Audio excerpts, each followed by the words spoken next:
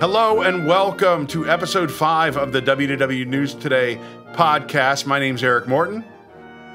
This guy here is... was I supposed to introduce myself? I had no idea. Yeah, give us some energy. I'm Tom Corliss. That's me. Tom Corliss, the guy with the desk. Well, now I have a table. Now he's the guy at the table. I have all sorts of different surfaces. I have desks, tables. Who would have thought we'd make it to 5 episodes? I mean, who was going to stop us? Maybe the internet can stop us. I don't know. They've tried for 16 years to stop me. They haven't been successful yet.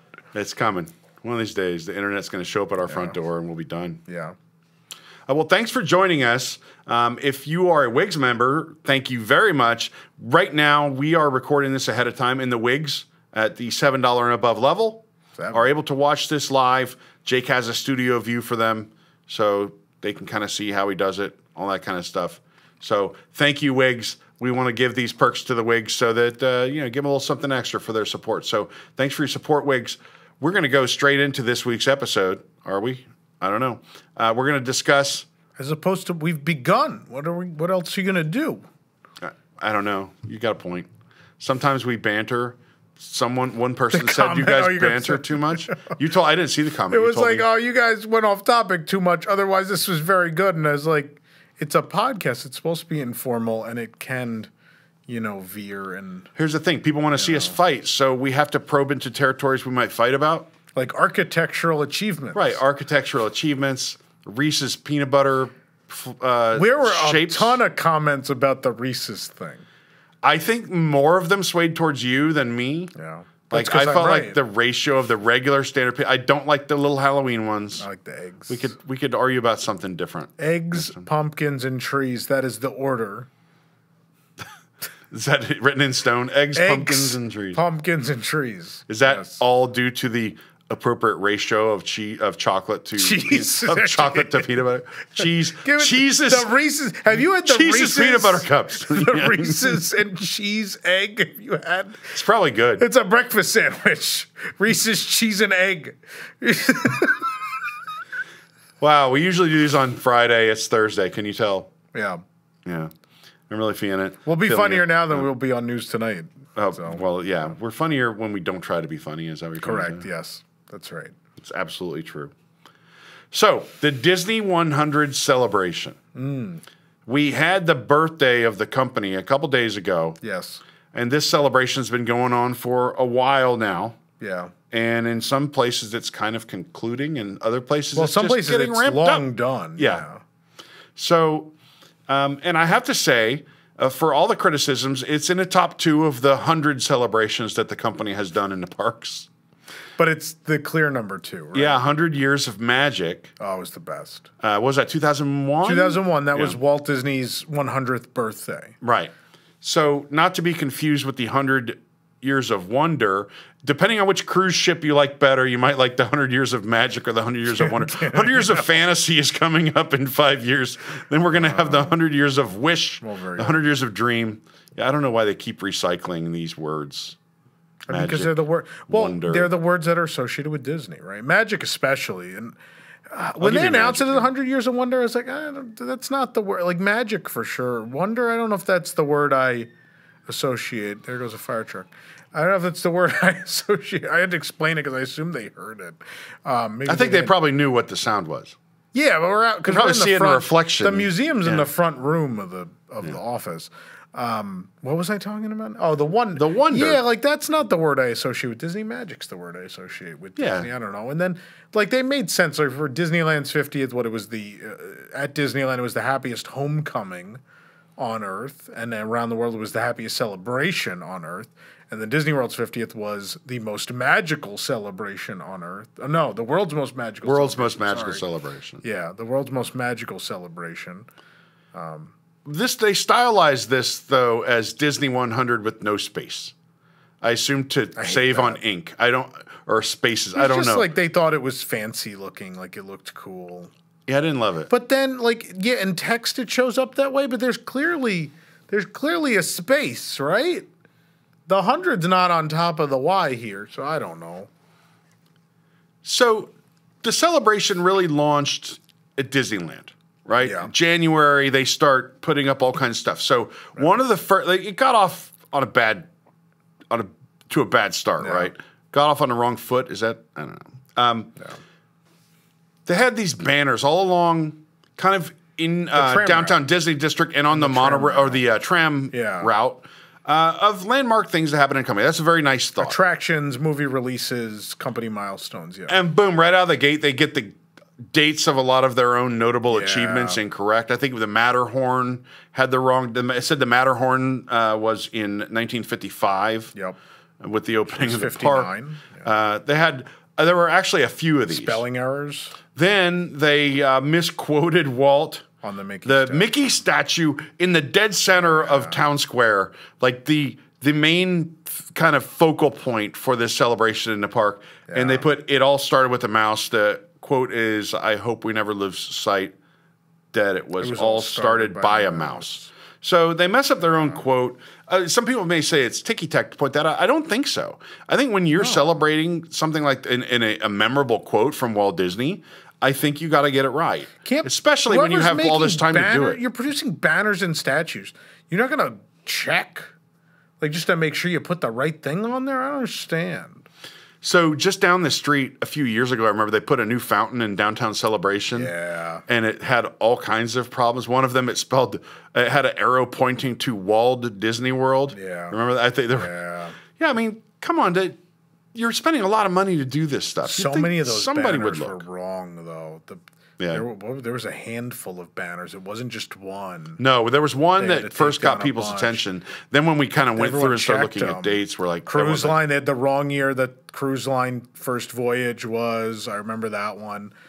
Something was weird about Magic Kingdom, I thought. That one had like a weird nomenclature or something. There was a ton. A ton of them are wrong. And keep in mind, this is a big celebration. It's something that's worth celebrating, right? 100 years of this company that people love, that people's families have. It's like a touchstone for their entire family. Oh, it was right? Magic Kingdom at Walt Disney World. Disney World was one word, and world was lowercase. Right. Yeah. They had a lot of these weird things. But I mean, this is stuff that's worth celebrating. This is a company that we love. And I don't think that we would be so ticky-tack about it. People wouldn't even notice if they didn't love this company already. Yeah. So I know the comments right out of the gate are like, "Oh, you guys are just nitpicking this." I think it's worth pointing out that this celebration is much like the 50th, which we may have another episode on, sort of a missed opportunity, right? So the things that went along with the celebration, the color scheme, I like the color scheme. The purple and platinum. Yeah, I like the color scheme in theory. Like, it looks nice on there. It looks nice on their outfits. But when they decorated Main Street USA in Disneyland, those banners didn't look right. Something looked off. They looked cheap. They looked like, as I told you when we were there, it looked like, remember those America Online CDs they would just mail out to everyone in the 90s? It looked like one of those just cut in half, and that's the banner, and they just put those up and down Main Street sparingly, though. Like, they didn't go all, I didn't feel like they went all out. There were too many, but. Well, there are areas where there's just like one or two, and you're like, what, is there like, can you put up some garland, or can you put up something else? The thing that killed me was the medallion. I couldn't believe. So there was the medallion with the three fairies, right? With Flora, Fauna. Oh, on the castle. No, it was everywhere. But they had the one on the castle with them on the. Yeah, but there's the big medallion. It was everywhere. Yeah. It was on every lamppost. There were several in downtown Disney. It was on Buena Vista Street. It was everywhere. The same medallion. I was like, how much energy would it have taken to make, I don't know, an additional 3, 4, or 5 designs? Instead, you just put this giant coin everywhere. This big medallion, the same thing repeating over and over and over, and it just felt so lazy. And they were designed to interact with magic bands. That didn't work at first, and then when it did work, it wasn't very impressive. Meanwhile, at Disney World, it's like it didn't exist. We're still celebrating the 50th, confusing the hell out of everyone because they think it's the 50th anniversary, and the next thing you know, it's the 100th. My favorite thing was when the 50th was ending. I remember there were several vloggers and people in the community who did videos about how they were going to turn the 50th into the 100th. Like, oh, the 50 on the castle is just going to become a 100, and they're going to. I thought they were just going to draw ×2 on it. They're going to paint all the Fab 50 statues silver and blah blah blah. And I'm just sitting there like, They're not doing any of that. They're not doing You guys, you have no idea. They are not doing anything. And then, you know, but it was comical to sit back and watch people going on about, the castle, they're just going to paint the castle again. And, blah, blah, and then nothing happened. Right. Absolutely nothing happened here. But then you go over to Disneyland, and they did open Runaway Railway as sort of a part of the Disney100 celebration. Sure. So Mickey Minnie's Runaway Railway opens. Yeah. Toontown in general kind of. That's March. Yeah, that was a little later. Yeah, but it's all part of it's all kind of rolled into this celebrating 100 years. Well, Disneyland, Disneyland's thing, it's still mostly a local audience, right? So Disneyland's thing is still every year figuring out what's going to be the reason you got to give people a reason to visit every year, right? Right. That's kind of their thing. And so their thought was, all right, January of 23, what are we going to do? And they're like, well, the 100th is coming up. It's like, well, that's not till November. It's like, well, we'll just celebrate that year. And when's it going to end? Well, it's going to end before the actual anniversary, because we don't need anything else going on during Halloween time or holidays at Disneyland Resort, because both of those are well established and tremendously performing seasonal events. That is true. So I don't know if it was intentional or if it's just lack of communication. I tend to err on the side of lack of communication. They tear down the 100. Oh, I don't think it was. Decor. I think the snow castle had to go up. But they tore it down like 2 days before the birthday. The timeline for the snow castle. They're like, no, we got to have snow on here now. Yeah, it's time to get ready. Yeah. You can't wait 2 days for the birthday of the company. The 100th was over. They just left it because... It wasn't over yet. It was. It ended in August. I know, but the birthday itself... I understand that, but the event itself ended in August at Disneyland. That was the end of the event. That's when it ended. Regardless of anything. So, of course, like in typical Disney fashion, they're going to sit there and go, well, we're not going to take the 100 decorations down until you guys, once you guys have the crane and stuff, then right before you install the Christmas stuff, we'll take it down. So you think it was just to save money on when they had the crane? Hey, since you got that crane already. I don't want to reduce it to a money thing, but I think it's a time thing where it's like, why are we going to go up there now and take this down and then leave it? And we don't even know. Right. The other thing is you don't know what damage was left behind, right? When you pull decor off of these things, there's always some sort of damage. So I think the idea was we don't want to deal with that damage in between Halloween and Christmas. Why don't we just wait till then? And then when we take it off, if there's damage, we cover it with the Christmas stuff. And if there's something we got to handle, then January, when we take the Christmas stuff off, we can deal with it. But 2 days. You can't wait 2 days for the actual birthday before you start ripping the decor for that birthday. Like it's silly, but the event was over. Like they weren't celebrating Disney100 anymore. So Disneyland became the center for this and then started scaling back. And now Epcot, for whatever reason, is chosen. I mean, I can tell you the reason. Over here, money. I know. No. What? The reason is attendance is soft, and they need a reason to make people go to Epcot. And they were like, well, how are we going to get people to come? The big finale of our Epcot expansion is this water playground and the planters and a festival pavilion in the middle of the park. How do you make people care about and a fireworks show that was not supposed to be even part of anything? How do you make all this a thing people come to visit, right? And then the sad thing is then the rest of the Middle World celebration fell behind, and the fireworks show, thanks to the music composer, fell behind. And now you've started this Disney100 celebration at Epcot. It's been going for a month already, and all the things that were marketed, the reasons they're having the event aren't even done yet and won't be till December. I do think it's funny that you could say, hey, this thing's been under construction since the 50th, and now we're at the 100th celebration. It's what it feels like as a park guest. But I guess I started before the 50th. Yeah. Wow. But I mean, I think so. Rewind. I don't want to compare it to 100 Years of Magic, but because they both share the 100 But we should. Yeah. So there's stuff from 100 Years of Magic that's, I think One Man's Dream was from the 100 Years of Magic. Yeah. Obviously the Sorcerer Hat. So Hollywood Studios was like the center of the 100 Years of Magic celebration, right? Because Epcot had just been the center of the Millennium celebration. Right. And Magic Kingdom is usually the center of the park. They don't have trouble selling tickets to Magic Kingdom. No, but it's also usually the center of the Disney World anniversary celebrations, right? Which were still ubiquitous then, right? Every 5 years that was a thing. And this was the year they decided they were like, we're not going to celebrate the 30th of Disney World. Instead, we're going to do Walt's 100th. That was the decision. And that's why we stopped doing the anniversary celebrations at Disney World, because they were like, 30th at Disney World or Walt Disney's 100th birthday, and everyone's like, Walt Disney's 100th birthday. Meanwhile, at Tokyo, they're like, we're preparing for the 41.5 birthday celebration of the park. Like, they'll celebrate anything. There's a merchandise line every year. Yeah. Yeah. Hey, that's great.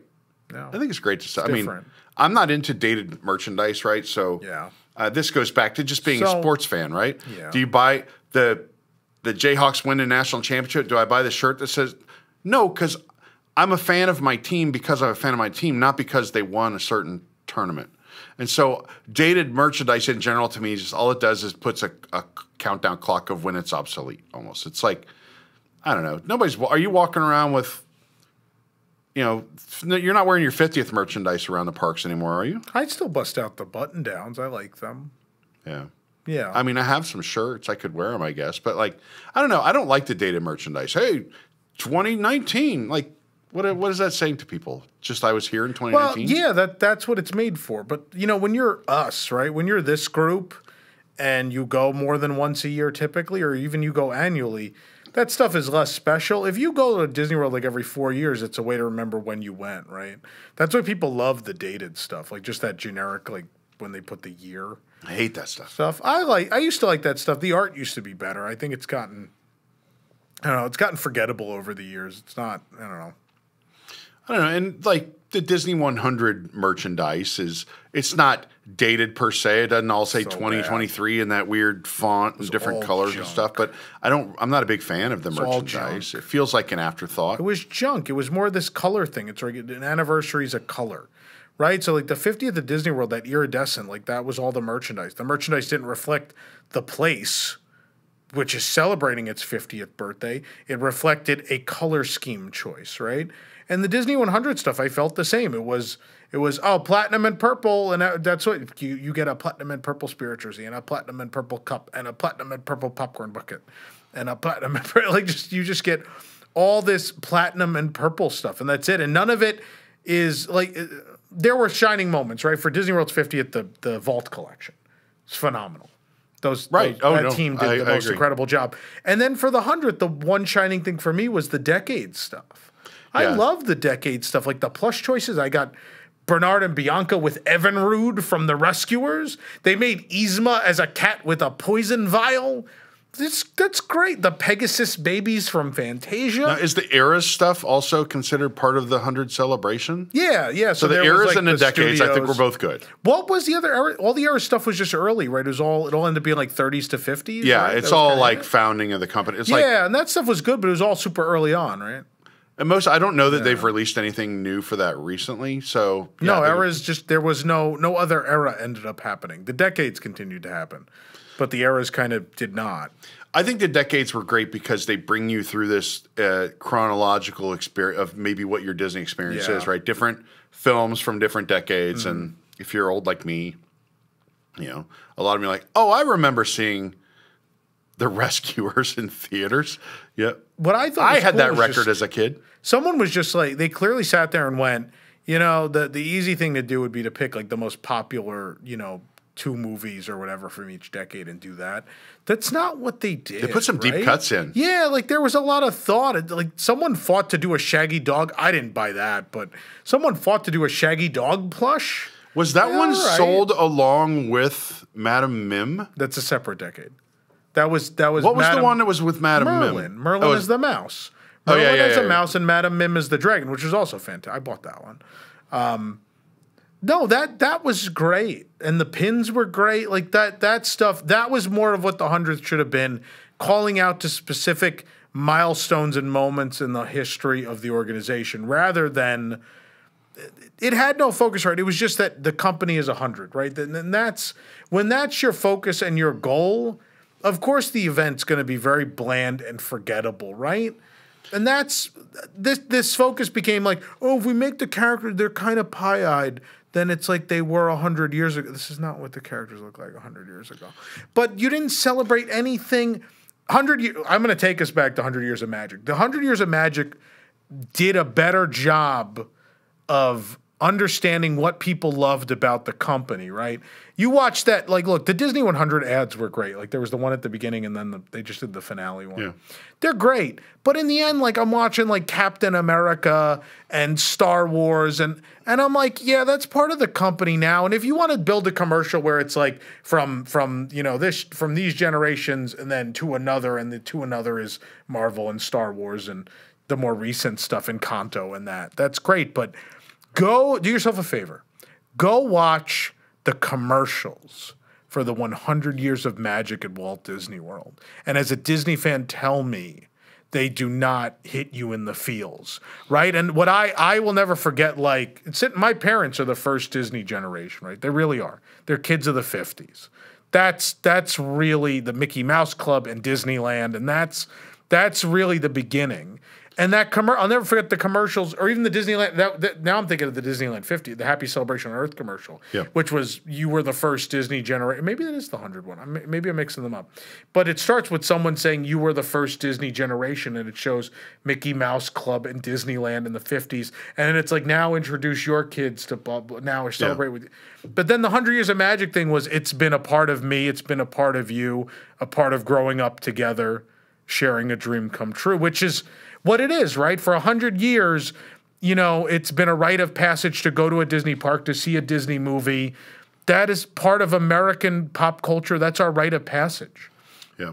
And that's what the celebration should be, is that there is no entertainment company in the world that is really guaranteed to be a part of everybody's lives. And Disney is. There is some Disney thing that touches everyone, whether they like it or not. It's a very special company for that reason. And instead, we don't celebrate that. We celebrate that, look how big we are now. We're huge. And that's a celebration. Look what we bought.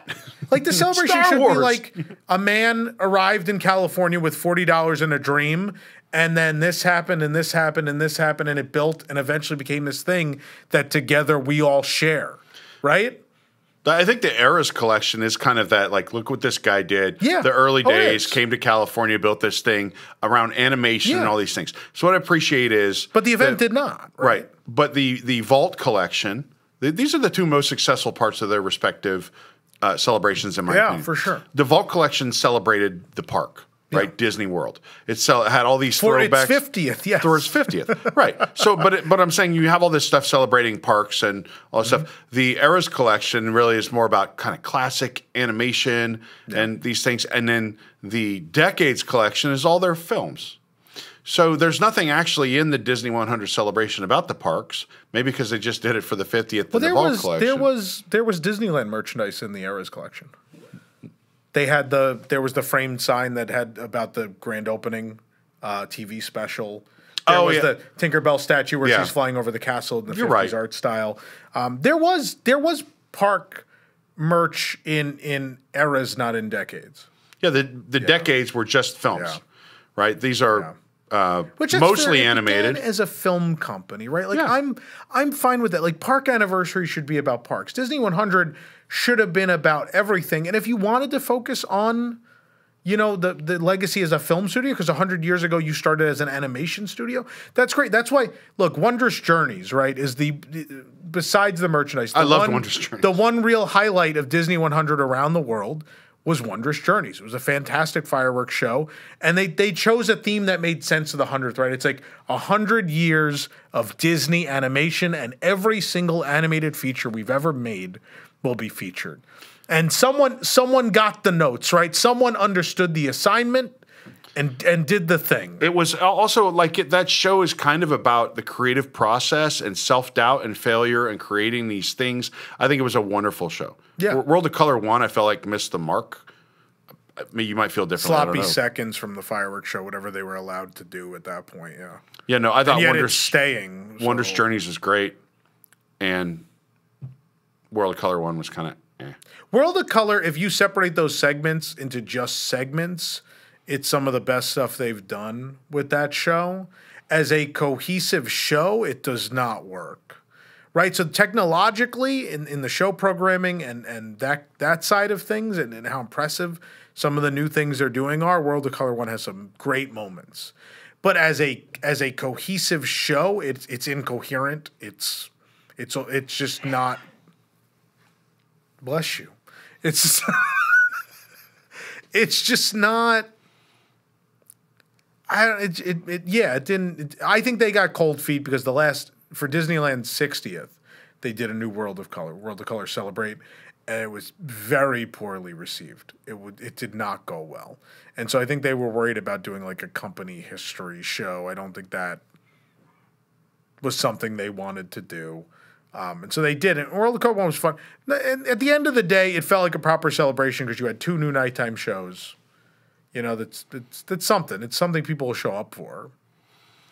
Is there anything else you feel like they did right? They had, a bunch of food. They had the 2 nighttime spectaculars. For Disneyland, even Disneyland seasonal events, they knocked the food out of the park. Like, I've been there for the start of Halloween time several times and just been like, there's some really cool stuff. There's some really good stuff and some really pretty stuff. Like, they do a good job in food and beverage there. For Disney100, I couldn't tell you a single Disney100 food item I had. Not a single one is coming to mind right now. Even at Epcot, they have new foods that they're calling Disney100 foods, but they have nothing to do. If you're just eating it or someone handed it to you, you have no idea that this is celebrating Disney100. Other than the Mickey, right? They did the Mickey Nitro Pop. Sure. Oh, yeah, that Swirl's Showcase, I wasn't there that day. That's about it. It opened late. Yeah. For whatever reason. That's about it. I'll have to check that one out. But no, we haven't even gotten to the Disney World one yet, and that's another disaster to talk about. Drive us where you want to go on this, then. So you're gonna go? Are we done with Disneyland yet? I don't know. I mean, what's there to say? There were the medallions. There was the purple stuff. They opened a new ride. They opened 2 nighttime spectaculars. I don't even want to call the ride part of it. I think that's. But they definitely marketed that. They did, but it wasn't like, at least for Disney World's 50th. Some of those rides were intended to open for the 50th. They were intended to be part of an event. That was the reason they got greenlit and put on the timetable they were on, right? Some of them didn't even make it to the 50th, like Tron, which opened right after. But Guardians was meant to be part of that event, right? So it is. It was. So was Moana. Well, so were a lot of things. Mm-hmm. But the difference with Railway was that was greenlit not with the intention of, it'll be ready in time for Disney100, right? Like, you think someone just looked at the timeline in a Gantt chart. They're like, hey, look at this. There are other attractions in history where you go back and you look and you're like, that was done specifically to open for that anniversary celebration. It will be a part of that. Like, but this was not. Railway was not one of those. I think the thing is, coming out of the 50th at Disney World, I thought, like, brace yourself because they're going to go all out because this is the whole company for Disney100. I felt like it was kind of just isolated, some little pockets of celebration, out in California. Even at DCA, they had medallions and stuff, but it didn't feel like anything special was going on. I don't know. I felt for a lot of reasons. A lot of people are like, are they doing the 100 again? And you're like, yeah, one was for Walt's birthday, one is for the company's birthday. Yeah. And the one for Walt's birthday, people remember fondly, partially because it's, over 20 years ago now. Oh, I think because part of it because I think we actually can say that we think that they did a better job of honoring it. Do you want me to run down what we did for the 100th of in 2001? Yeah. Right? So the number one, you got a new, probably the worst part of the event in my mind, but nonetheless, you got a new park icon at MGM, which was the Sorcerer's Hat, right? Right. Walt Disney One Man's Dream, which is I think people have been starving for a Disney history museum of sorts and a Disney park. Right. And they nailed it the first time, right? In the film, Fantastic. right? It's still going. People still love it. That's a wonderful film. They did a tremendous job recapping his life, and it's very emotional. And, like, I still get a little choked up every time I see that thing. I love it. So that was great. What else did we have? Then you had a new parade at all 4 parks. It's going to blow your mind if you're a younger fan. All 4 Disney World parks used to have parades. So 2 of them were not completely new. Tapestry of Nations became Tapestry of Dreams. At Epcot, it was a slight retheme, and people will this will become a heated argument if you ask people which one they like better. The Tapestry of Nations / Dreams people are very intense. And then there was, what's the other? I guess I'm talking about Jam and Jungle. There were new floats though. Jam and Jungle Parade at Animal Kingdom reused what was some things were developed for this weird thing called March of the Artimals, where these giant animal puppets would come out, march down the street, and interact with guests. In the early days of Animal Kingdom, as it struggled to figure out how to get people to visit it, they were like, we need a parade, and they quickly threw together these animal puppets and became March of the Artimals. And then they're like, for the 100 years, they're like a new parade in every park, and then they added character jeeps essentially in between all these animals, and that became Mickey's Jam and Jungle, which I love to death and miss dearly all the time.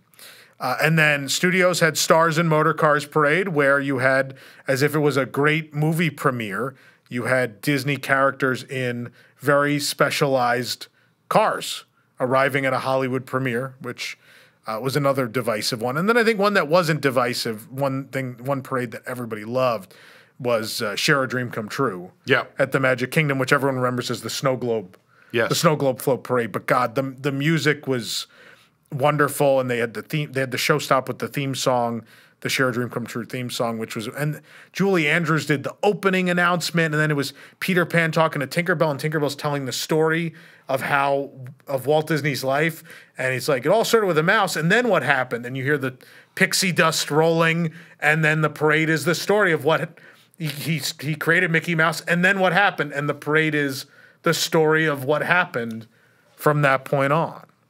Right, I got chills just talking about it. I love that. I love that parade so much. Look at the soft spot in Tom Corliss. For when they care, and for when they make something that makes an emotional connection with the guest, absolutely.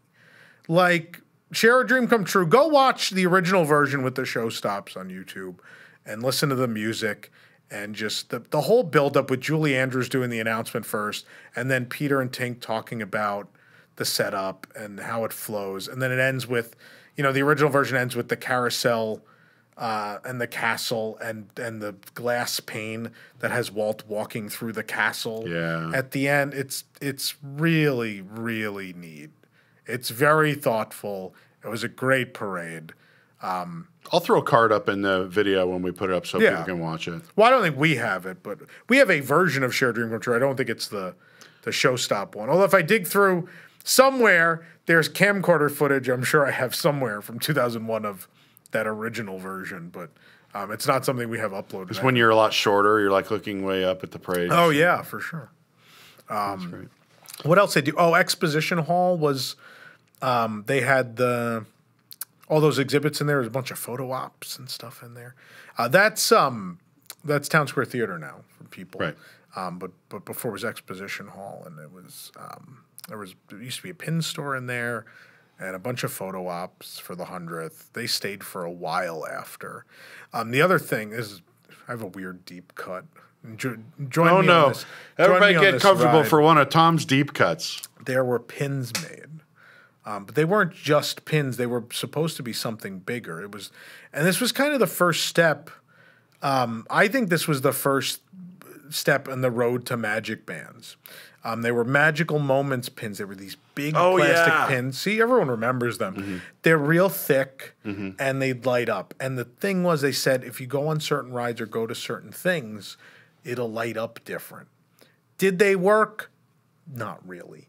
But what happened was... It's like the precursor to Glow with the Show? It was. So the progression is Magical Moments pins, Pal Mickey. Oh, yeah, Pal Mickey. Which was the Mickey plush that, depending where you were, would say certain things.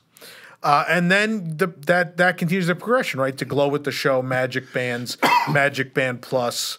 They're all kind of in the same vein. It's all this evolution of guests carrying around some sort of interactive technology with them, right?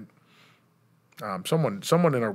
If you're watching the live recording of this, someone's dropped in the Share a Dream Come True. Please wait to watch it later, though. Oh, that's our 2006 video, though. That won't have the show stops, but the show stop music is tremendous. So it's also worth mentioning that running concurrently with the Disney 100 celebration was the Disneyland Paris 30th and the Tokyo Disneyland 40th. Yep. And I mean, overlapping with And the kind of Disneyland celebration was our 50th. Our 50th, because our 50th went on for a while. Meanwhile, Paris, with the overlap, were the only Disney resort in the world that put on a special event for the actual 100th day. They're the only ones that did it. Just 2 weeks after they... A smoking celebration, Disneyland Paris. We got to talk about park anniversary celebrations at some point, because I have like a 30-minute rant probably about the Paris 30th compared to the... I got 30 minutes. No, we're not doing it now. It doesn't tie into this topic. That's its own show. No, but I think it's important. Like, they are celebrating these things, and I'm pretty sure that you believe that the Disneyland 30th celebration and the Tokyo Disneyland 40th were superior to what they did for the whole company's 100th. Tokyo 40th is okay, right? Like, my first trip to Tokyo was their 35th, and that was obviously much bigger and grander than the 40th, right? They were one of the last Disney resorts in the world to kind of return to normal-ish. And so it's been a slower build back to normal there for sure.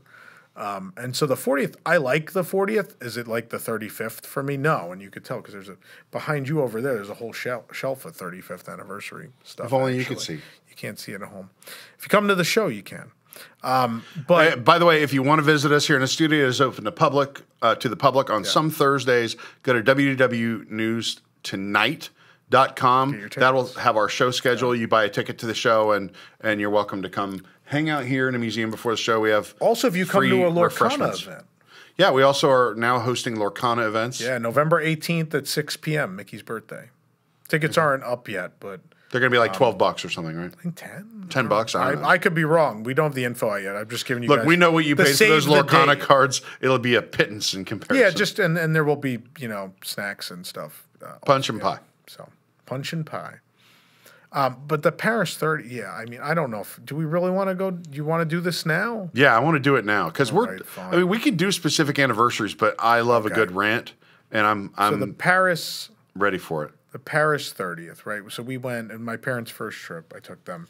We were just there for the end of the 30th anniversary. You were there at the beginning too. Kind of. They decided to start it in March of 22. The actual anniversary of the park is April 12th of 22 was the actual anniversary. And I sat there, I was like, I could go to the beginning, but it doesn't feel right. I want to go to I want to be there the day. I want to be there for the actual anniversary day. So we were there for the actual anniversary. The event actually started in March of 22 because money. But so Paris 30th, right?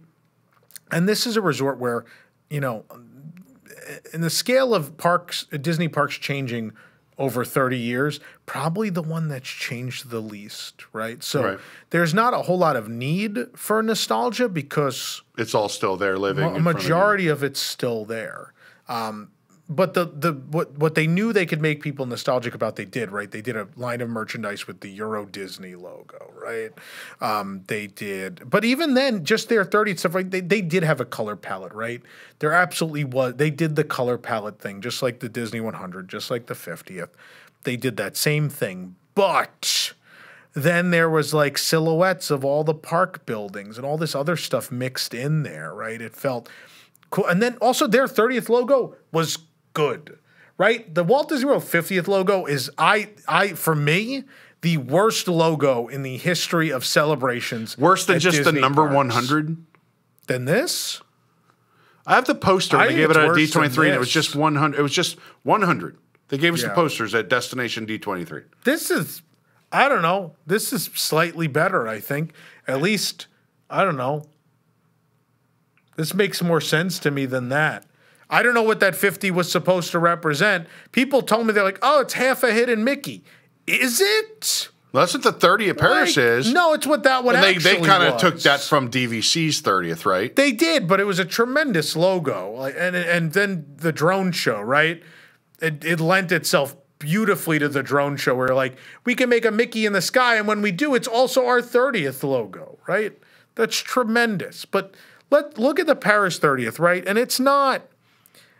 I don't think it's any bigger or grander than the 35th in Tokyo or some of the other, or even Walt Disney World 25th, probably still the one to beat. Epcot 40. Not real good. What was that? Epcot 40 was like some merch. Yeah. It was a day. Yeah. You know, I'm talking about like the real marketed ones that last yeah. like 12 to 18 months. Like the, I don't know, Disneyland Diamond Celebration. Yeah. Tremendous. Tremendous. But Paris has never had that luxury, right? They've rarely been profitable over all their years. And this was the anniversary in the midst of them kind of finally making it, right? And so, you know, they did a new daytime show, which people immediately fell in love with, which was Dream and Shine Brighter, which is just it was a load of fun, had great music, ton of performers, and just really well put together. And so they had that. And then they're like, what are we going to do at night? Well, we're keeping the fireworks show, but what if, you know, like drones are a thing. What if we go hire a third-party company and make like this pre and post show to the fireworks with drones? And I don't think they could have imagined what the crowd response would be. I think everyone assumes, because you've seen a television and you've watched a million sporting events or special events or whatever at this point on your television probably, where drones did something impressive in the sky, right? Right. But I don't think a lot of people had ever seen that in person still. And no one realized that. And so I think like once that started and people saw that giant 30 in the sky and then it turned into a Mickey, people were just like, oh my God, what is this witchcraft? People were blown away. The gasps never stopped, whether we were there in April of 22 or the end now, like from up until the final night, you still heard that crowd gasp every time for that drone show. And then just, you know, I don't know, just like the day of, right? Let's talk about the day of the actual anniversary, right? I'll take you back to the actual day of Walt Disney World's 50th anniversary. I remember being told earlier in that week that nothing was really going to happen. And we were going to post that, but I knew like Bob Chapek and his regime liked to be really reactive to whatever I did. So my fear was if on Monday of that week, and I think the anniversary was Friday, I don't remember, it was Friday or Saturday, I was like, if we run that there's no dedication ceremony or anything on Friday, then they're going to rush one together and do it. Even if it's half-assed, it's going to happen. I was like, let's just not do it. Let's let them dig their own grave for this. And that's what we decided to do. And so we knew all they were doing was the new welcome show was debuting. We knew that, and we knew the cavalcade. And I was like, that's essentially all they're doing on Friday. And those are going to be permanent things anyway. Those are going to last through the event. I remember going to the welcome show. We had to go. It was the first one of a new welcome show. We had to go film it. And I remember like being packed in that crowd, and it ends. And the magic is calling. And the song is the only thing I like about the 50th, by the way, just about that and Water Pageant. And I hate that song. I know you hate it. I don't understand that. But the show ends, and just you see everyone in the crowd. They all look at each other, and they go, that's it. I came here for the 50th anniversary of Walt Disney World. Walt Disney's last great dream. We're celebrating 50 years of it today, and the beginning of an 18-month celebration of this landmark moment, this achievement for this company that I feel like I've been a part of. I'm emotionally invested. I love this thing. And I had to be sure that I booked my trip, that I drove however far I drove, that I, you know, got there early in the morning. Whatever your story was to being there on October 1st, 2021, you made some effort to be there. People booked hotel rooms at the Contemporary. I got up at like 4 in the morning. Yeah, whatever. What an idiot. And then to have that moment where nothing special happened, I think was just the biggest slap in the face to anyone and everyone, right? And for me, it was Disney World's 51st and a half anniversary ended up being the bigger deal, right? Because we got Happily Ever After back, which everyone wanted. We finally got Tron. Like they cared Epcot more. Forever. They cared more. They killed Harmonious, right? Yeah. They cared more after the fact, right? But Disneyland Paris 30th, like I remember that day when all the cast members, they have all the cast members up, and we have this on video. You can go watch this. We were there. They lined the whole street, and they gave them special flags and special maps, and they're waving, and everyone's waving, and Mickey and them in the costumes are on the stage waving to everybody, and it's just, you know, it felt so special. It just felt like a very special day, and it felt like a special event. But then what capped it off for me was, I remember, look, I like going to park anniversaries. I think they're special days. There's an aura around them. I enjoy being there for them, right? And I've been to a lot, right? I've been, I think about Disneyland and Tokyo and, obviously all the parks here. We've done anniversary events and so on and so forth. And I just know every time there's been one of those events, there's always these rumblings that at night something special is going to happen. Maybe they're going to add something onto the fireworks or something. There's going to be some big moment, I'm sure. It never materializes. It's never actually happened. I remember, like Disneyland's 55th, they talked about it all day, and the fireworks were canceled in total, so nothing happened. It's a very Disneyland thing to happen. And it's just so many other park anniversaries like that where just nothing really happened. And Disney World 50th, right? We didn't get anything on the first day. We got nothing on the last day. Disneyland Paris 30th anniversary celebration, where they're the final night. And so first of all, before the fireworks is... Dream and Shine Brighter, people are crying. Oh, but the final performance of that, you're not even bring that up, but people were so attached to that. And the theme song, my God, the music in Dream and Shine Brighter, but then also the 30th theme song, Mon Cassis Lumine. Oh, my God. And they did... Look, the U.S. Disney parks created the playbook on the park anniversary celebrations, right? And that goes back to like Disneyland's 10th anniversary in 65, right? You have a theme song, and the theme song plays and everything. You have the marching band play the theme song, and it's in the parade, and it's in the fireworks, and that's like the whole thing, and it feels like this big celebration, right? And I think Disney kind of forgot that over the years. And then Tokyo and Paris, they still play by that playbook where it is, we developed a really catchy theme song, and that theme song throughout the celebration will be everywhere, and it will feel like this big party, and there will be decorations everywhere, and it will feel very special. And so you get really attached to these songs, I think. They mark moments in your life. They mark moments in time. Like Remember the Magic, the Disney World 25th song. I think anyone who went, that version or the more upbeat one, that was in the parade, whichever, if you visited Disney World during the 25th anniversary in 96 and 97, there is no way you do not have an emotional connection to that song. It speaks for a very specific moment in your life, a moment in time, and you feel something. When you see the castle for the first time in your life and you go, what the hell is that? I like the Cake Castle. But you're a person who went to Disney World your entire life. But also, what if you've never been there before and you go there and that's what you got? I'm a person that believes in things being special when they only exist for a certain amount of time, right? I think the Cake Castle was special. Same with the Disneyland Paris 30th. Everyone was sad on that last day about Dream and Shine Brighter going away, that the theme song would end, that the drone show would end. And I'm like, these things aren't special if they don't go away. Good things must end. What made it special is that you came for the... I wouldn't have flown my parents across the ocean, their first time in Europe in their lives, if I didn't feel like this. They have to see this before it's over. It's going away. They have to see this. They have to see this show, and they need to see these drones, and they need to see this event before it's no longer a thing, right? And if it doesn't go away the next day, there's no specialness to it, right? There's nothing to miss. So yeah, I mean, the Dream and Shine, final Dream and Shine Brighter, the entire hub just dancing and singing, and it was, oh my God, you go watch it. We have the last one filmed. It's up.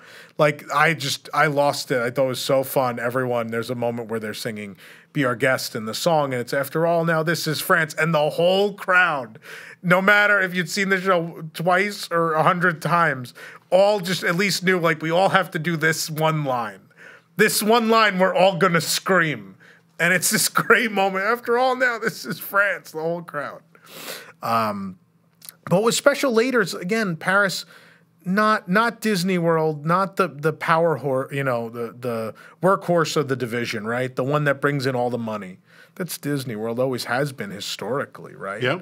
Disneyland Paris has been this tumultuous... They've been blamed for almost ruining the company, right? Anytime you watch some kind of retrospective, they're like, and then Disneyland Paris almost ruined the company. Westcott was going to be built, and then Disneyland Paris happened. Right. And they were going to build a Disney Sea in Long Beach, and then Disneyland Paris happened. They are blamed for everything. Yeah. Euro Disney's blamed for everything, absolutely. Absolutely. Why did California Adventure turn out bad? Because Disneyland Paris... They spent all the money. Yeah. They got we're never going to spend a bunch of money again like we did on Euro Disney, right? That's kind of the the lesson they took away from that. Yeah. That you could say that the conservative choices that they make now Yeah. are a result of for Euro sure. Disney. It altered the course of the company Yeah. forever, and I think as long as people are still in the company who were there at that time, I think it's very hard to shake that failure, right? I know, like, I've heard stories from Universal Creative, right, where a lot of people that worked there back when Blackstone owned the Universal Parks, like, still are a little timid about pitching projects that are of a bigger budget because they lived through when Universal Parks almost went out of business. If it wasn't for Horror Nights pre-Harry Potter, the 2000s, the division was almost dead. Harry Potter saved it. That was the only thing. That was like that was the Hail Mary, was getting the Harry Potter theme park rights to save the parks here. Otherwise, they were done. And now Blackstone is just trying to buy every private home in America. I read that the other day. But yeah, so Disneyland Paris is not. They still aren't given that kind of. They don't have that kind of budget, right? They pulled off an amazing event, but they didn't have that kind of budget. But still, everyone's like, this is the last night of this 30th. This has been such an important moment for us. We've had such a successful 18 months. This needs to go out. This needs to be special in some way, right? So first they do the drone show before the fireworks show. And the drone show, they add a bunch of pyro to it. And everyone's like, oh, wow. They made the drone show special for tonight. That alone meant a lot. That was just such a huge thank you to everyone who was there, right? Everyone who came to say goodbye to the 30th felt appreciated, right? And as a guest, that's the Disney difference. And I think the company has lost sight of that. So many times over the year, they talk about, oh, yeah, our level of customer service and blah, blah, blah. What people like about their customer service is that they feel appreciated, right? So when someone fought to add fireworks to the drone show for one night only, people felt appreciated. Did they hit any of them? What do you mean? The drones? Yeah. No, the drones were fine. I've seen that them drop. Pretty cool. I've seen drones drop in that show. You'll see like just a flicker, and then you'll see just something go into the ground from far away. It happens, but that felt special. And then so we watched Disney. We're there already, so it's like we're not going to leave. I saw some people left after the drone show because they're like, I've seen Disney Dreams before. It's fine, which is still special because that was brought back as part of the grand finale for the 30th. A thing people asked for. And Disneyland Paris gave it to them. People were like, I don't like Disney Illuminations. It's a bad show. And finally, Disneyland Paris was like, you know what? For the grand finale, we'll give you the show you want back. Here you go. Have it. And so that plays, and we get to the end of that show, and suddenly the drones light up in the sky with the Disney Dreams logo. And I'm going, oh my God, they're going to do something special to end the 30th. And what happened for the next 4 or 5 minutes is they start writing thank you in the sky with the drones in all the languages, the predominant languages that visit Disneyland Paris. Okay. But then on top of that, then they add pyro, the firework, the pyro they added to the stages that are in the hub for Dream and Shine Brighter go off in the middle of the show. So like there's drones, there's pyro, the stage is exploding, like, and it's all this big moment. And they actually just for one performance. And it's this different recording. It's this more emotional recording of the theme from the anniversary. It's this ballad as an emotional farewell. They're thanking you as fireworks go off, and this emotional version of that's the last time you're going to hear the theme song, and then so everyone's already like crying, and it's very emotional. And then moments later on the train station, every night at the train station during the 30th, Mickey would come out and wave and say goodbye in his 30th costume. On the last night, all of the characters in their 30th costumes came out on the train station and waved as the theme song played. These are little things. These are not giant investments. These are not huge costs when you're a big company like this. These are just little things that say, we appreciate that you came here and gave us your hard-earned money and had a good time. And here's a thank you for you being part of this thing with us, right? It is special when they do something once. And this is not an anniversary thing, but say what you want about Harmonious. I dislike the show. You don't leave singing the signature song, whatever. You know, it's because awkward. the songs end up in languages you don't know. Right. But when they did the Harmonious Live, that one night performance of it, it was special and people loved it. People that hated Harmonious were like, oh. It was great. If they did it like this every night, I mean, they can't do that, right? No. You can't have live singers in all these pavilions doing all this stuff. But it was a one-time thing, and it was special, and they pulled out all the stops for it. Now, they pulled out all the stops because they were streaming it on Disney Plus and trying to make money, right? But that's really cool. Yeah. I didn't know that much about your Disneyland Paris experience. It sounds wonderful. You should watch the I was busy. It was so cool. I was busy making sure that the bills still got paid while you were gone. Oh. And you were rewarded with a lenticular Phantom Manor lenticular portrait. Thank you very much. Yeah. I appreciate it. And I think you said you got me another newspaper. Oh, you have the newspaper clips. I got to bring you those still. Yeah. But no, look at me. Look how lucky I am. They wrote "Thank you" in the sky, right? Like Disney World was like, "Get out," and Disneyland Paris was like, "You were a part of this. Thank you so much for coming. We spent time. Someone has programmed. A bunch of people have programmed and worked on a show for 5. It's only 5 minutes, but someone sat there and programmed this just for all of you who are here tonight as a thank you." And it was amazing. It wasn't just the thank yous, like the Cheshire Cat face was in the sky and Miguel's guitar and the Tangled Lantern, and it was the last day of the 50th was just like, we want to remind everyone that Happily Ever After will be back tomorrow. Like the 6 people that loved Enchantment were there bawling, and everyone else was like pointing and laughing at them. Yeah. By the way, that was the best part of October 1st, 2021, the 50th anniversary. Yeah. I've never seen the park so empty except for in the center of the park. So every ride was a walk-on for an hour and a half before the debut of Disney Enchantment. Yeah. And it was like when I was a kid. Run around and just hit all those rides at night. Yeah. That was fantastic. You had the right idea. We stood in the hub and waited for Enchantment. And you were probably miserable. It ended, and then it was over. Well, and you're like, that was some garbage. Yeah, that was a show. That was like if Happily Ever After didn't own the right. If Disney didn't have the rights to their own music in Happily Ever After, this is what it would be like. It had its moments, but no, it didn't. There were the rework was good, right? When they added the Walt stuff at the beginning, and I was like, the people that worked on this did a great job. It's a shame it's so late to the party, but this is what the 50th should have been. Yeah. But yeah, I mean Paris, and again, like that for Disney100, they did something. It wasn't as good as the 30th, but it was a one-day thing. It was special, and it was more than anyone else did. Well, there you have it. More than anyone else did. Now, we're not going to get a drone show at the Magic Kingdom. Why not? It's against the law to fly a drone within 3 miles of the center of the Magic Kingdom. But isn't that Disney's No, it's a FAA regulation. Oh, is it really a thing? They can't just say, like, except for us. Oh. So. Well, I mean, they have 3 other parks. Yeah, they could. Epcot might be too close. They could probably do it at Studios. Studios, they probably fly them from what became the launch site, right? Yeah. The one they built across the road. They did it at Springs, right? And they flew, and at Studios, they did, for the opening of Galaxy's Edge, they flew the X-Wing, which I wish they would have kept. That should happen every night. The X-Wing should take off. There's going to be a whole article and a separate YouTube video I want to do about why I don't think the other Disney parks can afford. Disney cannot afford to wait any longer to bring drones to another Disney park. I don't think they can. And then the other thing this is completely off topic now, but have you watched I uploaded the Avengers Power of the Night drone show? What was really fun about the Paris anniversary was going in April of 22 and seeing the first version of Disney Delight and being like, this is neat.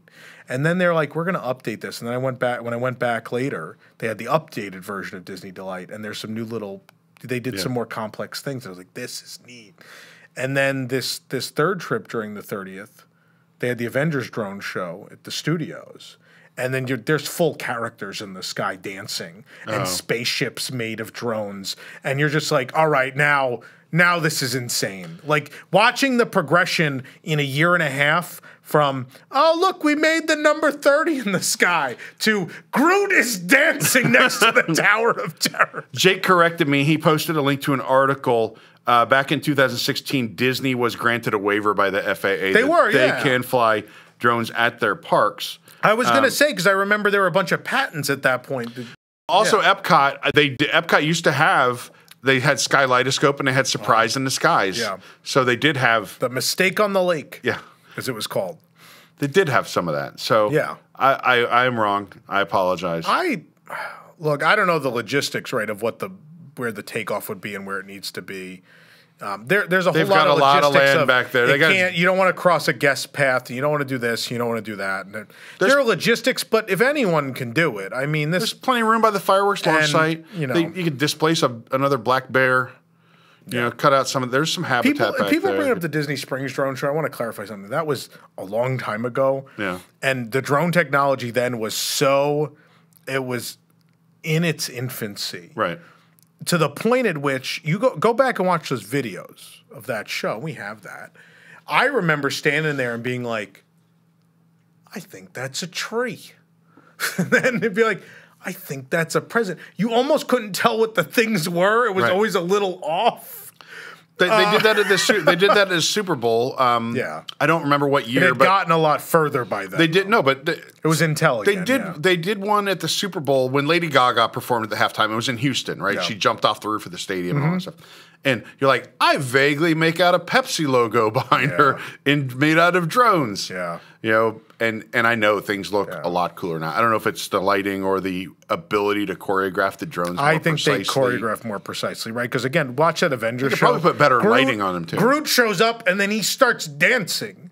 But the coolest thing for me, the Milano, the ship from Guardians. Yeah, the Milano. But they just make the whole spaceship and it like flies around. And I was like, this is the coolest thing. I don't even like Marvel. I don't like Marvel. But even I'm standing there loving that show because it's just so impressive. It's so well done. Captain America's whole shield is in the sky. Thor's hammer, like he's projected on the Tower of Terror and he reaches the arm out and the drones make the hammer and it comes towards him. Oh, that's amazing. It's great. That's very clever. It's phenomenal. Yeah, I don't think Disney can afford to wait because if you let Universal be the first here to do it, I think that's a huge disservice to the Walt Disney Company. They need to beat them to the punch. I would not wait. You know, I hope that happens. No. I know we're like someone right now is upset that we're way off. Oh, no, this was about Disney100.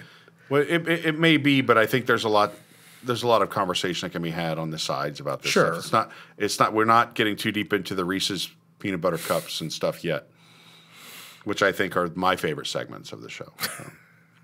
I'm getting hungry just thinking about it, Tom. They like to use DLP as an experiment. I don't think that's true.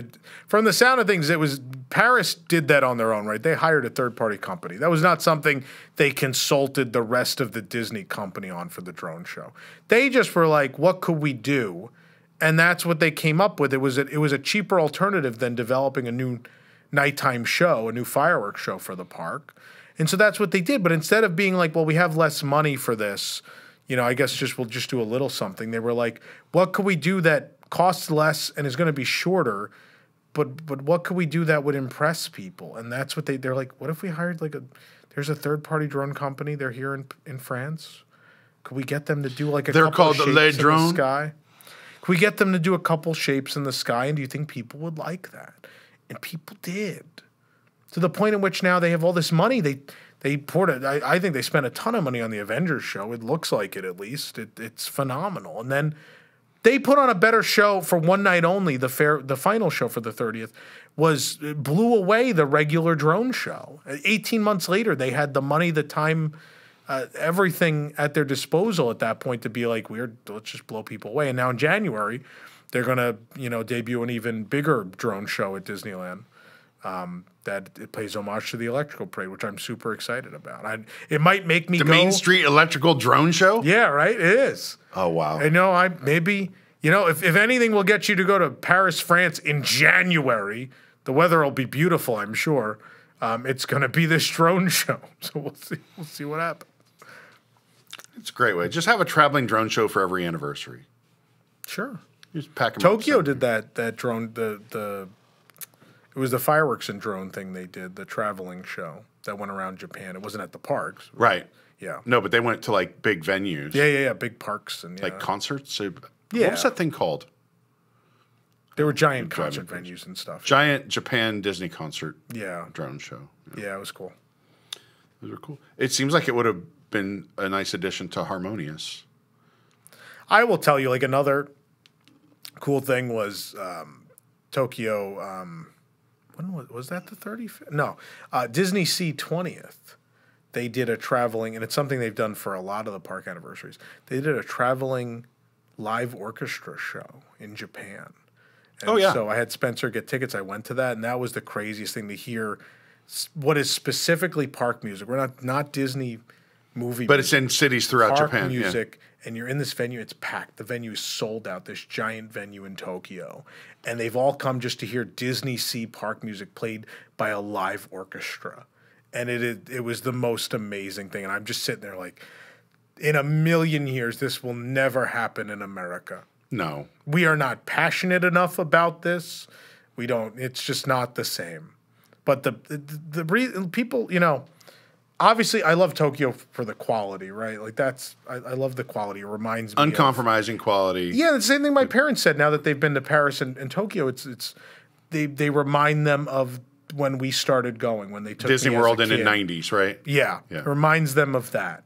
And that was the big thing, and that's why I love it. But the other thing is just that they are the two most passionate fan bases of all the Disney parks in the world. The Paris fans, again, like camping out in that hub to be a part of that last Dream and Shine Brighter, and they've memorized all the choreography, and they're dancing along, and you know, just weeping. And like the two moments that stick out to me, these two moments that mean so much are the final Dream and Shine Brighter people, which was more celebratory. I think that audience a little more celebratory, right? It felt more like a party. And less like a funeral. But then the last ever Dreaming Up parade in Tokyo, where we followed the parade down the whole route as it ended, and the whole parade route just weeping, just people, just there was not a dry eye in the whole parade route, just 50,000 people crying about a parade ending. Those are my people. They get it, right? But I'm certain that Tom was still like this. Get out of our way.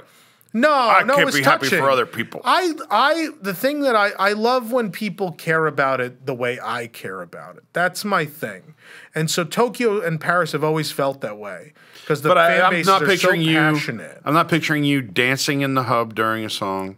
I sang along. I was filming. I'm not picturing you weeping openly at a Disney Dreaming park. Up wasn't the one. Not that one. I feel like you're more of a crying on the inside kind of guy. Usually. Dancing on the inside kind of guy. There was one of the... If you have footage of Tom dancing in the hub at Disneyland Paris, you may not. Email it to eric@WDWNT.com. Yeah. But like, I can think of a couple Disney parks occasions I've cried at. Number one was the first time I rode Journey into Your Imagination. That was not the good kind of I'm not even tears. joking. Like, I remember, like, we got off the ride, and my parents were like, you want a soda? And, like, I started to drink the soda, and, like, I felt tears come down. I was so upset that Figment was gone. Like, that was my childhood. And Figment was he wasn't in the ride. He didn't exist anymore.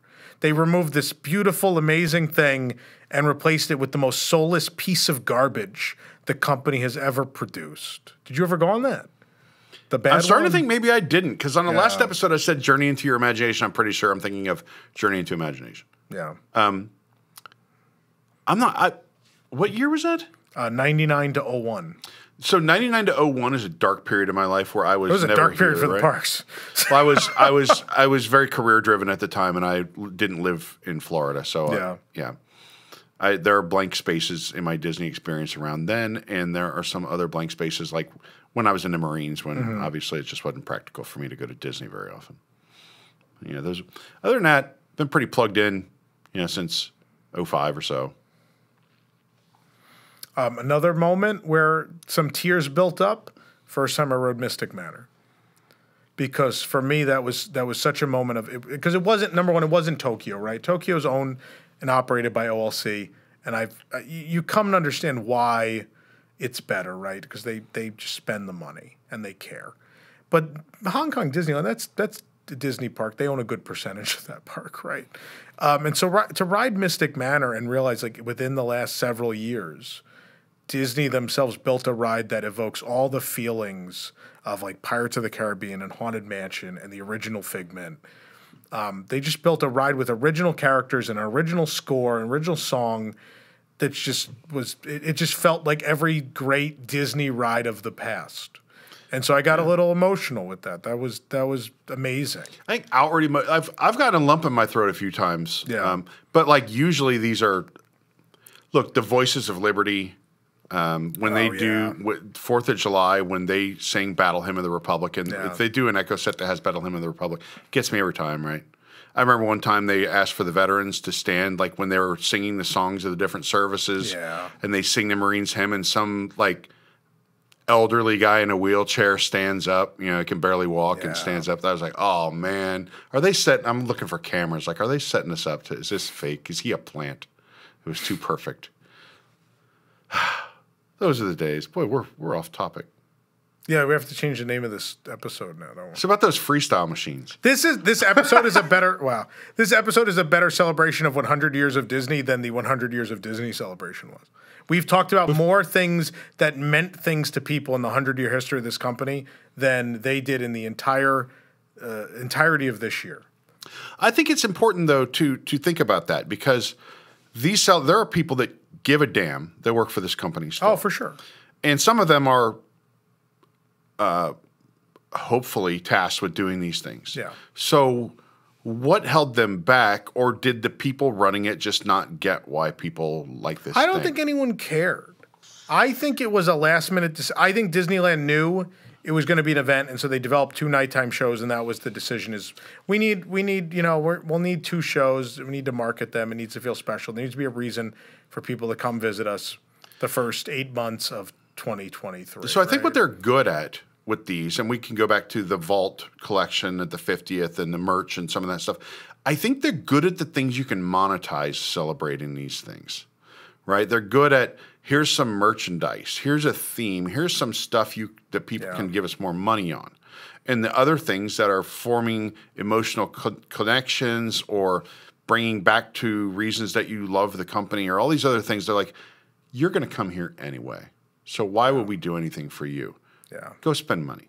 Yeah. Maybe that's negative, but I just what is it? I mean, is that more or less feasible? Like, is that more likely to be the truth? The people that work on this aren't fans themselves, so they don't understand what people like about the thing they work for. They don't know they don't know why people care. They have no understanding of why people care. But you're right, there are people that do care, right? Because the people that fought for the Figment meet and greet at Epcot certainly cared, right? At the same time, so Epcot celebrating its 40th. Yeah.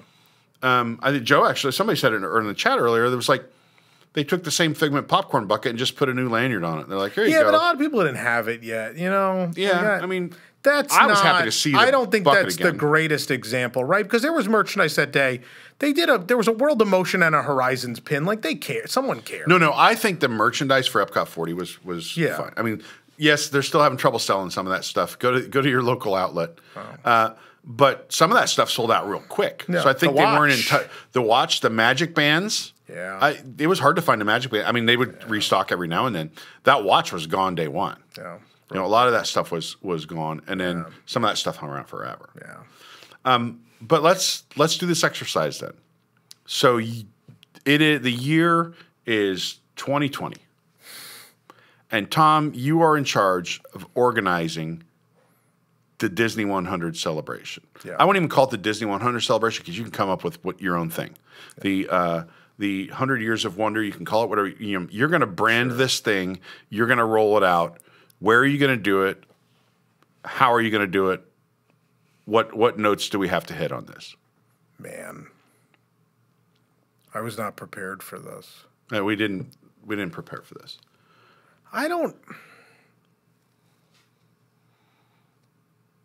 think I would have waited, number one. I think it would have started in November. Okay. You know, having seen we haven't talked about Once Upon a Studio, but I think that was the highlight of Disney 100. Yeah. But again, it's another case of clearly a bunch of people cared, right? Everyone that worked on that clearly cared. Like for someone to be like, oh, remember the Robin Williams thing at the MGM Studios when we used to have a studio there where we animated? Yeah. What if we some point in this little film there's a reference to that, and Robin Williams' Lost Boy character goes past a glass window and is looking in on someone animating?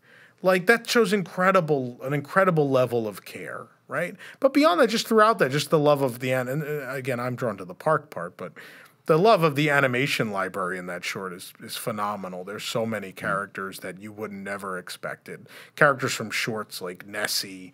I think Peter and the Wolf is in there somewhere.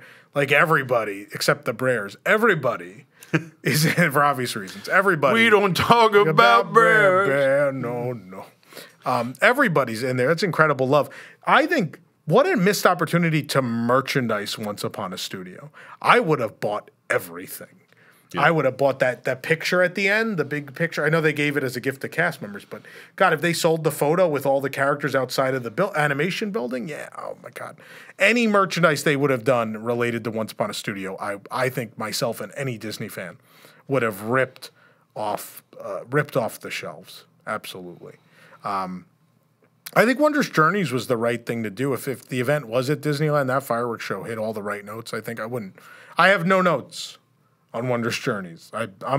That could exist as it existed. Yes. And that's a proper part of Disney100. I don't know how you celebrate Disney100 in the parks other than I would have done a big update of Walt Disney Presents and put a film in at studios, and I probably would have done the same thing at the Opera House at Disneyland. I would have made really thoughtful exhibitions on the 100 years of the company, right? I don't know that this is the event I was going all in on. Would you celebrate it at Epcot? No. In Epcot's absolutely current state? Not. No. No. I don't think I would have celebrated Disney World. I think after the 50th, it's just let's Yeah, let them have it. Let them have the 100. Disneyland was like, that's his park. He walked that park. If it's going to happen anywhere, that's the place it should happen, right? But there was no problem with updating Walt Disney Presents at the studios would have been tremendous. If you had, now, one thing I would have done, right? Actually, you know what? I like studios I would have centered the event at studios. It makes sense, right? And within the context of them starting their studio. Yeah. I would have absolutely done that, right? And I would have, I would have brought back I would have closed Launch Bay, brought back the animation building, and just put like a handful of rare character meet and greets that mean something to people. And just say, like, this is Disney100. You turn that whole store at the exit of Launch Bay into the 100th store. You put all that merchandise in there, right? And then I would have probably update Walt Disney Presents, put a special film in there for a year. And you know what else I would have done? I would have, if I was running things, then Mickey and Minnie's Runaway Railway would have never been built. Well, and what I would have done as the answer to updating that ride is I would have done the update. I think I've pitched it on News Tonight. I would have done the Great Disney Movie Ride. What a way to celebrate 100 years of the company to update that ride and make it all about all Disney films. Disney films, right?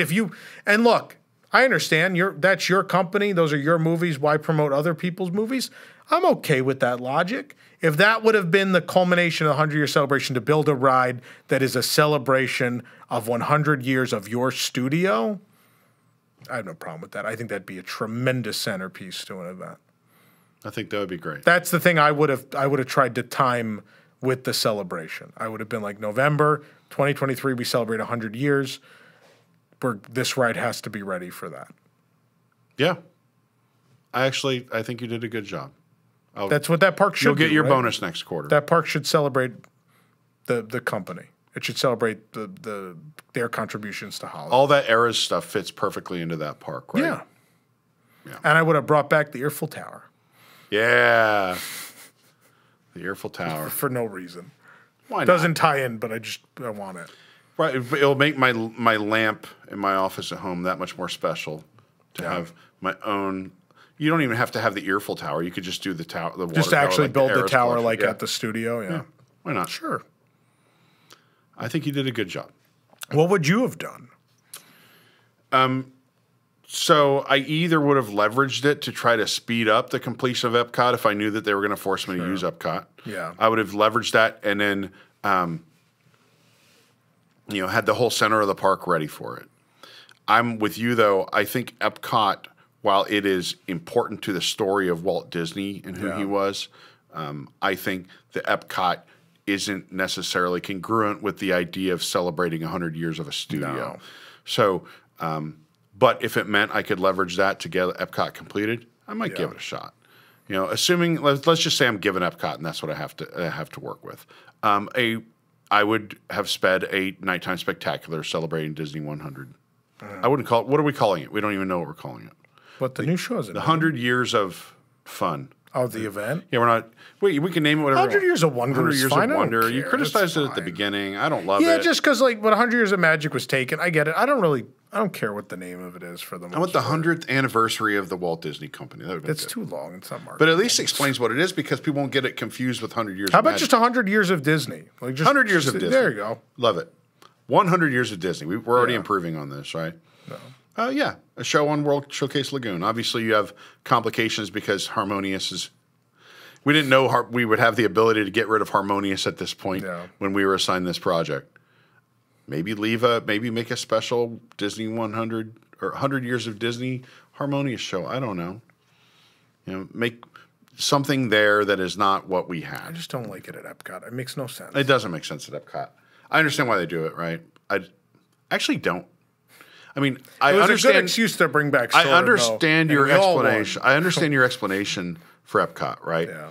But I think Epcot already has those festivals to keep attendance going and all these kind of things. I think we're just worried about that construction project just petering out, like no one caring because you ended with like the least exciting part of the project. I think because Epcot has so much capacity that is the best one to try to fill up if you just want to get as many people coming as possible.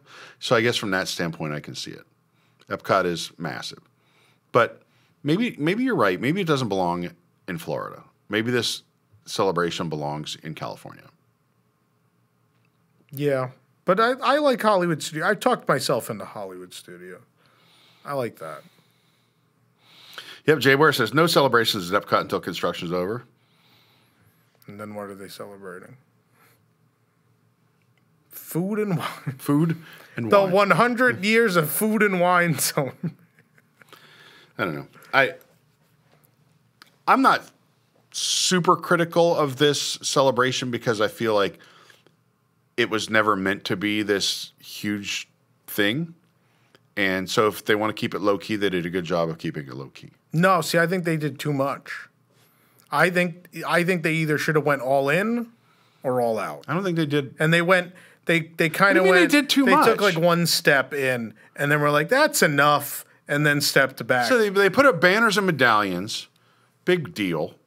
No, but not too I much. think they did And they too launched much a couple because then it nighttime built- shows. Calling it a celebration built expectations that this event could not deliver on, right? Whether it was Disneyland or here, didn't matter. You either had to go all in or it needed to be a understated thing that just, there were one or two things that were like, oh, it's our 100th anniversary, yay. So Wondrous Journeys, tremendous success. Yeah. World of Color one, Stay. Runaway Railway, let's not pretend that's not actually a celebration of 100 years of... But we got Soarin' back. I'm all right with the 100 Years of Wonder just because old Soarin' came back. Good Soarin', as I call it. Good Soarin'. Good It is Soarin'. good. I wrote There it was yesterday. one comment on News Today where someone's like, I think it's awful. I like new Soarin'. The bent Eiffel Tower and the And I was CGI. I was like, well, you could go to Shanghai where they like, you know, they need things thrown in their face to be interested in the ride. I don't know. I don't know anybody that thinks that version is A great. whale and sand and a boat and a plane and, and a balloon and a bird and everything in your face. Yeah. Someone's getting ready to be thrown in our face for the transition. How do we keep them interested? This ride's super boring. Like, here's a whale and the plane's coming right at your face. I've never seen anything that looks as fake as the Taj Mahal Yeah. and soaring around the world, right? It looks horrible. And then, like, I don't need the baby polar bear to, like, stand up and, like, look at me as we're flying. And the calving of the ice, everything. You're there at the perfect moment. Right. Everything has happened at this moment. Very fake. When you compare that to soaring over California, right? Yeah. You got the guys riding up the mountain on, like, horses. Yeah. And they get to the top, and then something happens, and then the jets fly by. Like that. Someone actually had to choreograph that and film it, not like, let me put this in my computer. Yeah. And that transitions to then the aircraft carrier. Yeah. I love that transition. Yeah, that's incredible. Yeah. Compared to, like, this CGI, like, video game cutscene that we have that is soaring around the world. Yeah. I could go on and on about other films in that pavilion, like Awesome Planet. Let's not. We're already been off topic.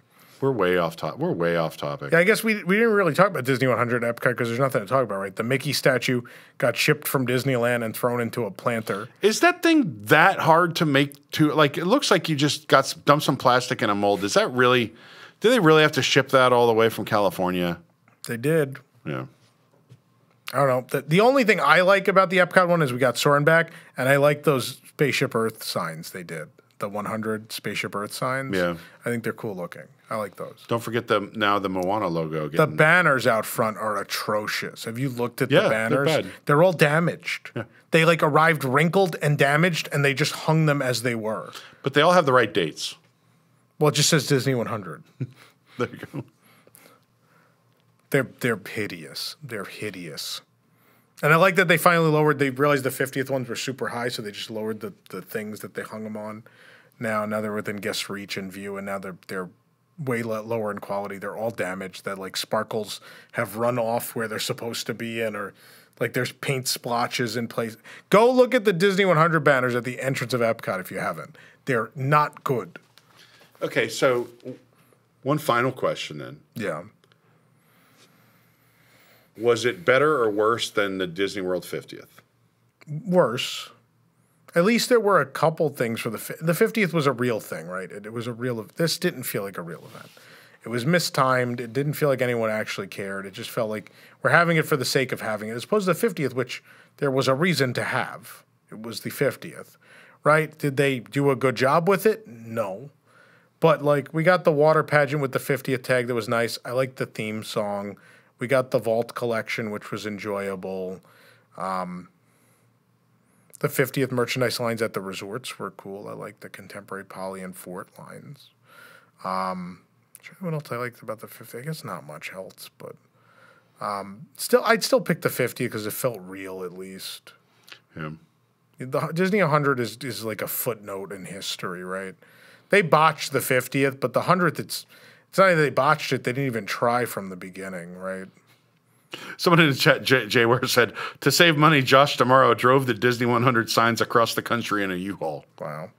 I'm surprised they didn't use anything else. So just the Mickey. The Mickey got shipped and nothing else. Are none of those medallions? No, because they have Spaceship Earth. Oh, yeah. Yeah, they're different. I think you pay more attention than me on stuff like that. Probably. He's like, duh. That's kind of my thing. Duh. That's why I'm Tom and you stay here while I'm in Paris to learn. Wow. I don't have anything else for you today, Tom. Pretty low-key episode. We had to film on the fly. We yelled about a lot of things. That was low-key. We got into a topic I wanted to save for another show. We used that whole topic. We could still use that at some point. We'll talk about best and worst anniversary celebrations at some point, sure. A lot of tangents, but most of them were Disney-related this time. I think it tied in. I'm sure that one person's going to leave a nasty comment again, but we'll try. We'll get them eventually. That's fine. Look, there'll eventually be an episode concise enough that they'll sign off on the audience is slowly growing, and if the price is a couple people every now and then say mean things about me or you or something we said, that's fine. I've just never had anyone say anything mean about me. I don't know if I can handle it. Hey, I know that you kind of like that's your thing is people say mean things about you, but I know you're not used to it. I'm not as used to it. Eric's very fragile. I'm not fragile. Very fragile. All right. Well, let's go get a lemon water after this. Oh, damn you! Do we need to plug? We should plug something. No. Yeah. As we plugged WIGS, but didn't mention how you could join. Sure. So if you want to join the WIGS.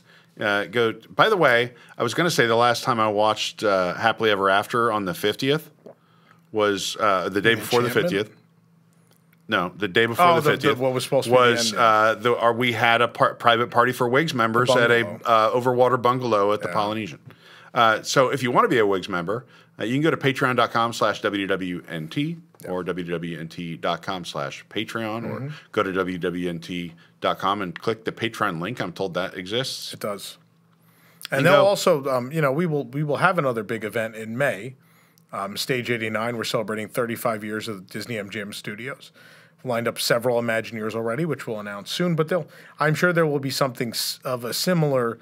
There's always some WIGS exclusive event of some kind. We've done the bungalow party. There was a cabin party at our last. We did a Copper Creek cabin. Copper Creek. So we always have something we do.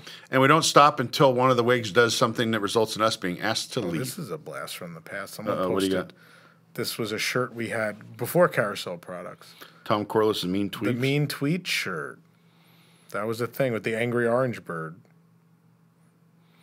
They said we've stooped to a new low. They want me to ask for lemon. Oh, the damn lemons.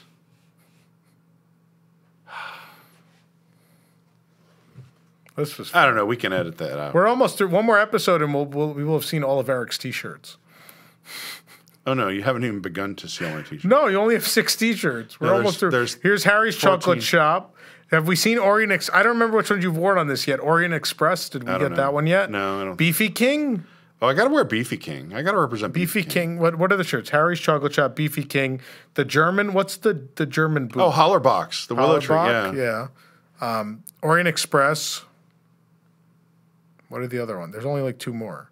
Oh, no. I got bunches. No, you have 2 more shirts. Try to think what they are. I'll think of them later. You only have 1 left. Oh, my C shirt. You know what? I have that burgundy C shirt. Yeah, you do. And I went to put it on the other day, and it didn't feel like it was thin or worn down, and my hand got snagged and put a hole right through it. So I had to order a new C shirt. I have a new C shirt coming. Hope you get some new A and B shirts, too. No.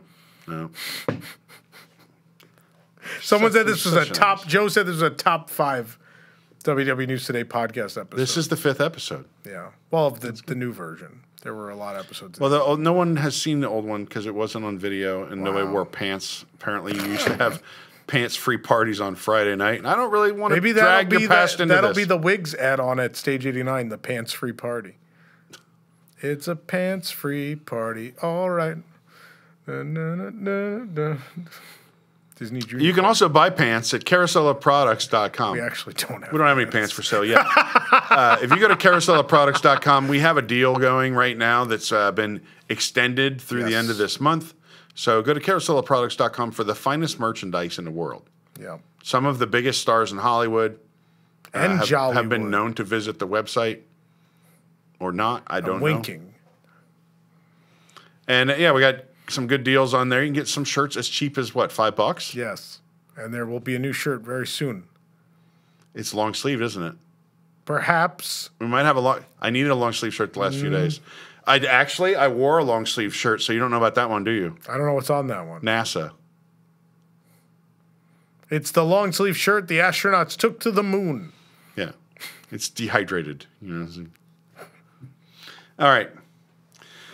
Well, Tom, without further ado, I'm going to wrap this up. Thanks for joining us. We will see you every Tuesday, 10 a.m. And if you're a WIGS member, Thursdays, Fridays, whenever we record, we'll try to live stream it for you. We are going to be recording a lot of episodes back to back to back. So WIGS, stand by. There's going to be a bunch of those coming for you because no one's here in November. We have to record 4 extra episodes. 4? Is it 4? We have to record every episode for November before November 1st. No, the last week of November we're here. Oh no, because we're doing one live for the charity fundraiser. Also we're here the last week of November too. So okay, so we got to do 3. I think 3. Yeah, we've done that before. Yeah, because you're away, and then I'm on a cruise, and then I'm in Hong Kong. Yeah, that's Paris. What? Oh, I don't know what they do in Hong Kong. In Paris, they smoke, but only like this. I'm told, and then. I don't know what you guys do. Someone asked, Solid Snickers asked, best ride exits episode when? The best exits of Best ride exit. Don't answer yet. This has to be an episode. I can't do a whole episode on that crap. Yes, you could. We did an over an hour long discussion on the old show about the best exits. That's a thing. No, not right now. Not spoiling it now. I can't believe I signed up for this crap. Let's make our best exit right now. We're going to make our best exit. We'll see you again next Tuesday right here, WDWNT. See you real soon. Bye.